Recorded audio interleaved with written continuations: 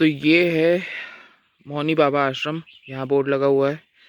और पीपल कोटी तक शेयरिंग वाली टैक्सी में आने के बाद पीपल कोटी से 5 किलोमीटर की ट्रैकिंग में कर रहा हूँ नीलकंठ महादेव तक।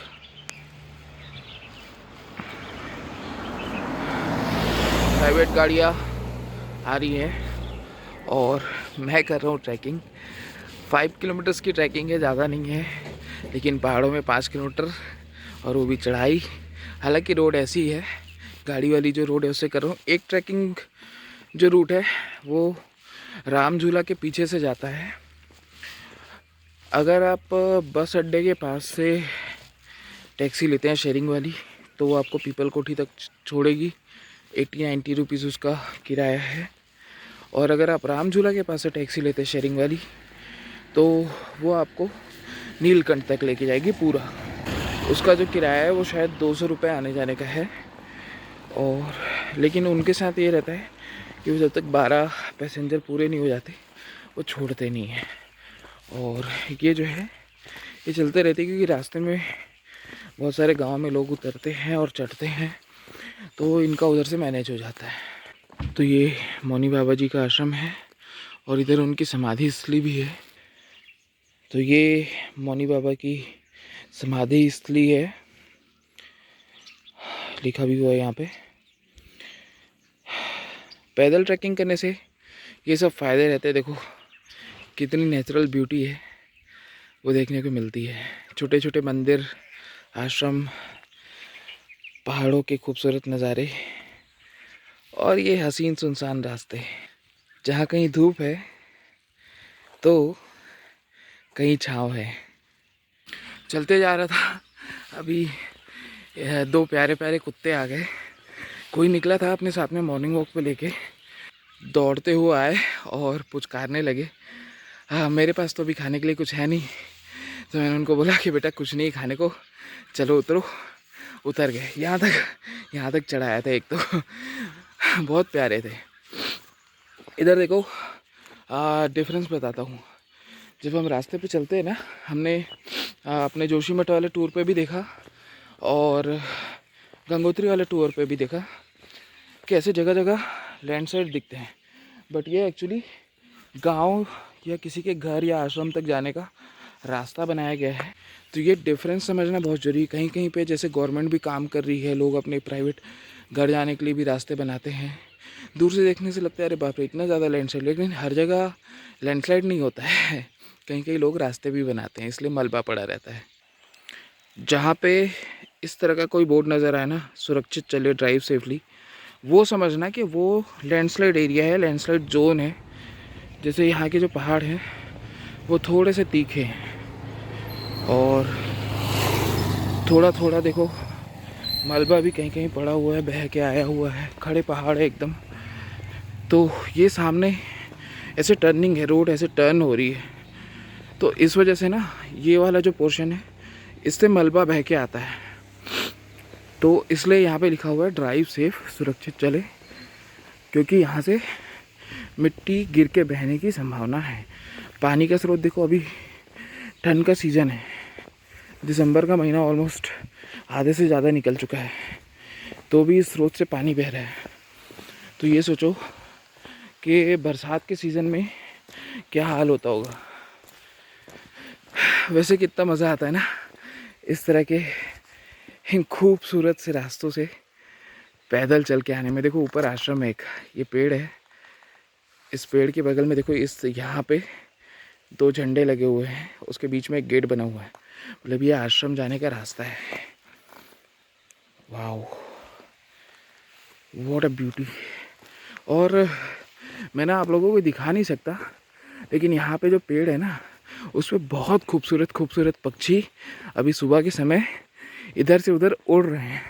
बट क्या है ना कि जब तक कैमरा निकालो वो कहीं ना कहीं चले जाते हैं। अच्छा, मेरे ज़्यादातर वीडियो में ना आपको हल्की फुल्की शेकिंग नज़र आती होगी, फील होता होगा। रीज़न ये है कि कैमरा हो या फ़ोन हो, मैं हाथ से पकड़ के ही ब्लॉग करना ज़्यादा पसंद करता हूँ, क्योंकि कभी कभी ऐसा होता है ना, इतने अच्छे मोमेंट होते हैं कि जब तक उसमें गोरिल्ला पॉट सेट करो, ट्राइपॉड सेट करो और माइक वगैरह लगाओ, तब तक ना वो मोमेंट मिस हो जाता है। तो इसलिए मैं उस मोमेंट को मिस नहीं करना चाहता, तो मैं ऐसे ही हाथ से कैमरा या फ़ोन पकड़ करके व्लॉग कर लेता हूँ थोड़ा थोड़ा।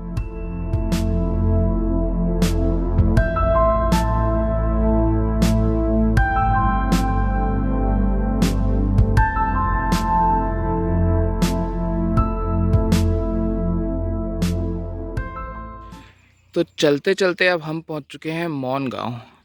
नीचे हमने मौनी बाबा का आश्रम देखा था। इधर देखो कितने सुंदर फूल है, जंगली फूल है लेकिन बड़े सुंदर हैं, इसी सीज़न में खिलते हैं ठंड में। और ये है मौन गांव। सामने एक मैगी पॉइंट दिख रहा है, पीछे भी एक निकला लेकिन सब बंद है। हो सकता है ऊपर जहाँ पे गाड़ियाँ जाती हैं वहाँ कोई रेस्टोरेंट खुला होगा या मैगी पॉइंट खुला होगा, तो ब्रेकफास्ट करेंगे। पहले तो भोलेनाथ के दर्शन करेंगे, उसके बाद खैर ये सारी चीज़ें देखेंगे, नहीं होगा तो वापसी में करेंगे। मैं सोच रहा हूँ कि जो नीचे उतरूँगा ना वो पैदल ट्रैक से उतरूँगा, क्योंकि अभी जब मैं चला ये 5 किलोमीटर बड़ा अच्छा लगा मुझे। तो इतना तो मैं वैसे भी वॉक कर ही लेता हूँ गंगा जी के किनारे किनारे। हालांकि वो प्लेन ज़मीन होती है, लगता है कि पहुँचने वाले हैं, गाड़ियों की आवाज़ बढ़ रही है। और भाई साहब यहाँ का जो व्यू है क्या बताऊँ, क्या खतरनाक व्यू है, बेहतरीन। हाँ हाँ हाँ, ये चीज़ें गाड़ी में नहीं दिखती। क्या पता आप इस ओर बैठे ही ना हो जिधर से व्यू नज़र आता हो, या जिधर बैठे भी हैं सिर्फ आगे के पहाड़ दिखते। यहाँ तो मैं पूरे 360 डिग्री रोटेट कर सकता हूँ भाई। थोड़ा और पहले आया रहता ना, सनराइज़ होता देखता इन पहाड़ों से। गजब की खूबसूरती इन पहाड़ों की। हाँ, देख लो इसको अच्छे से। ऐसी खूबसूरत वादियाँ, ऐसा खूबसूरत नज़ारा देखने नहीं मिलता बार बार। अब मैं ऑलमोस्ट पहाड़ के टॉप पे पहुंच चुका हूँ और यहाँ पे जो माइलस्टोन लगा हुआ है ये वाला, इस पे लिखा हुआ है कि नीलकंठ यहाँ से 2 किलोमीटर है।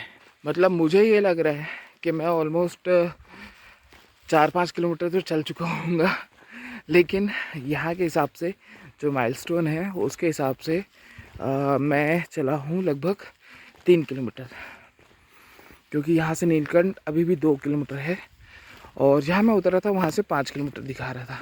ये देखो दिख रहे हैं कितने सारे पक्षी हैं, यहाँ से वहाँ उड़ते रहते हैं। मैंने बोला था ना अगर दिखेगा तो दिखाऊंगा, पर क्या है कि जब तक कैमरा निकालो ना उड़ जाते हैं। इनके पास भी जाओ तो भी उड़ जाते हैं। अभी देखना मैं पास जा रहा हूँ, चालू हो गया उड़ना। अरे नहीं, नुकसान पहुँचाऊँगा तुम्हें, चिंता ना करो। मैं तो पैदल चल रहा हूँ, पोल्यूशन भी नहीं फैला रहा। तो ये है पार्किंग, ये वाली, और ऊपर भी है एक पार्किंग। जब सीज़न का टाइम रहता है तो गाड़ियाँ यहीं पे पार्क होती है, जो भी नीलकंठ महादेव के लिए आती हैं। अभी ऑफ सीज़न है तो गाड़ियाँ ऊपर तक चली जाती हैं मंदिर तक। यहाँ पे एक चाय की दुकान है, मैंने यहाँ पे अभी चाय वगैरह पी ली है और अब चलते हैं ऊपर की तरफ। ज़्यादा नहीं, अब यहाँ से 1-1.5 किलोमीटर ही बचा हुआ है। हर हर महादेव। अब यहाँ से ना बहुत सारी चाय की दुकानें, नाश्ते की दुकानें, ये सब दिखना चालू हो गई हैं। और यही वो जगह है जहाँ से झिलमिल गुफा के लिए भी रास्ता गया हुआ है। देखते हैं वापसी में अगर मौका लगा तो झिलमिल गुफा भी जाएंगे।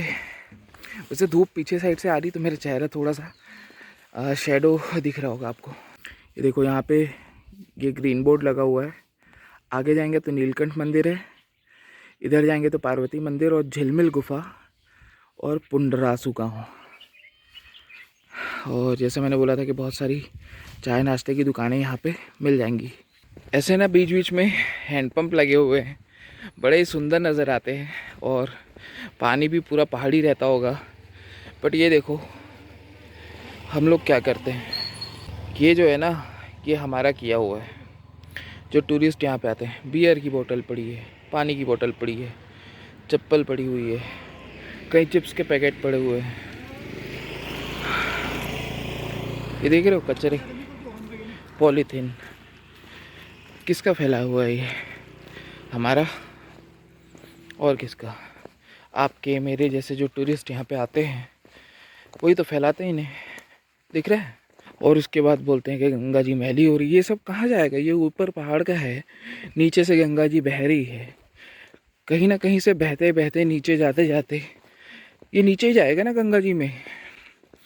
हो सकता है कि 2 दिन में जाए, हो सकता है कि 2 साल में जाए, लेकिन जाएगा ये फाइनली नीचे ही। सब्र का फल मीठा होता है ये तो सुना था, लेकिन आज देख रहा हूँ कि चलने का भी फल मीठा होता है। थोड़ी सी तपस्या, अब अपन ऐसे तो तपस्या कर नहीं सकते, तो यूँ चल के समझ लो कि थोड़ी सी तपस्या कर ली महादेव के दर्शन को। अब देखते हैं महादेव कितनी जल्दी दर्शन देते हैं। तो इधर एक द्वादश ज्योतिर्लिंग महादेव मंदिर है और सामने बहुत सारी दुकानें हैं, पूजा पाठ की जो सामान है, प्रसाद और खाने पीने की। लेकिन ये नीलकंठ महादेव मंदिर नहीं है, महादेव का मंदिर आगे है जहाँ पे ये रास्ता ख़त्म हो जाता है। और मैं पहुँच चुका हूँ प्रसिद्ध नीलकंठ महादेव मंदिर। ये सामने गेट दिख रहा है मंदिर का, नीचे की ओर सीढ़ियाँ जाती हैं, यहाँ पे पार्किंग है और पूरे रास्ते इस तरह से फूल, प्रसाद, खाने पीने की दुकानें हैं। चलिए अंदर चलते हैं मंदिर में।